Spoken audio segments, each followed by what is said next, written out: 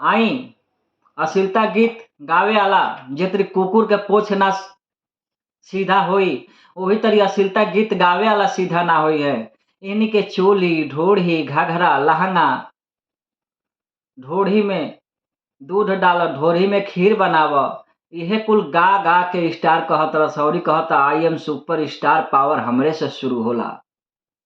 वाह भोजपुरी। आई हम इन्हीं के बारे में कुछ हम कहल चाहतनी जेतरी कुकुर के पोछ सीधा ना होला, यही तरी इहो कभी सीधा ना होला सन। लात के देवता कभी भात से ना मानी, अगर इन्हीं का लात देब तबे सीधा हुआ सन। आई हम भोजपुरी गीत के माध्यम से इन्हीं के आवाज देतनी। कुत्ता के पोछ जैसन बाड़ सटेढ़िया, कुत्ता के पोछ जैसन बाड़ सटेढ़िया, भोजपुरी में गायक, भोजपुरी में गायक बेहाया अनहेरिया, भोजपुरी में गायक बेहाया अनहेरिया। कुत्ता के पोछ जैसन बाड़ सटेढ़िया, भोजपुरी में गायक बेहाया अनहेरिया।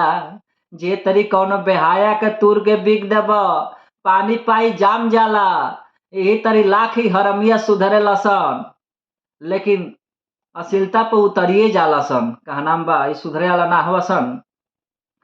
ए कुत्ता के पोछ जैसन बाड़ सटेढ़िया, भोजपुरी में गायक, भोजपुरी में गायक बेहाया अनहेरिया। कहनाम बा जात पात पर गीतिया गा के बनता रसन गायक, नइखसन ए भैया कुछऊ के लायक, कुछऊ के लायक नहीं खस। अगर चोली ढोढ़ी घगरा अगर संगीत में से इन्हीं के भोजपुरी में सहर जाओ तो एक शब्द गीतिए ना गा पई हस। कहनाम बा जात पात पर गीतिया गा के बनता रसन गायक, नइखसन ए भैया कुछऊ के लायक। अरे चढ़ी बाडी चोली ढोढ़ी, चढ़ी बाडी चोली ढोढ़ी गावसन बेरी बेरिया, चढ़ी बाडी चोली ढोढ़ी गावसन बेरी बेरिया, भोजपुरी में गायक बाड़सन अनहेरिया, भोजपुरी में गायक बाड़सन अनहेरिया।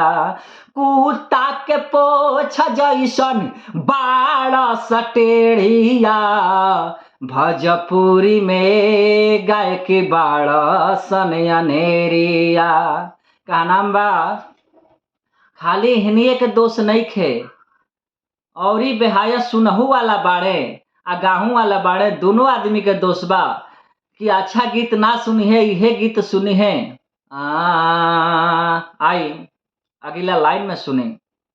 जे जितना गंदा गावे उहे आजकल हीरो बा, अच्छा गीतिया गावे वाला ए भैया जीरो बा।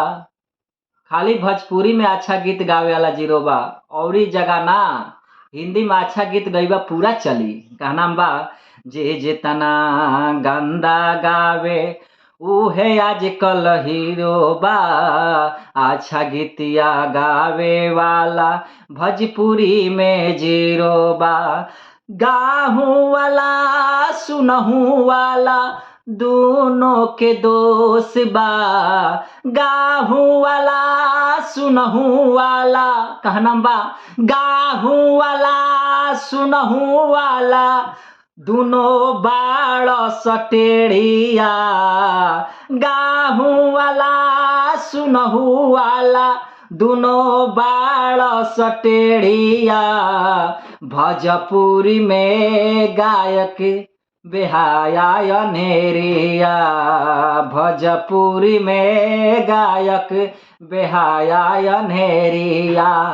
कुत्ता के पोछ जैसन बाड़ा सटेढ़िया, कुत्ता के पोछ जैसन बाड़ा सटेढ़िया, भोजपुरी में गायक, भोजपुरी में गायक बेहाया अनेरिया।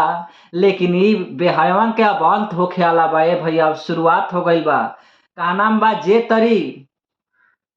जे तरी जौनपुर में अश्लीलता के खिलाफ पंडाल में, गणेश जी के पंडाल में विरोध भइल, वही तरी विरोध ई बेहायवन के होखे के चाही।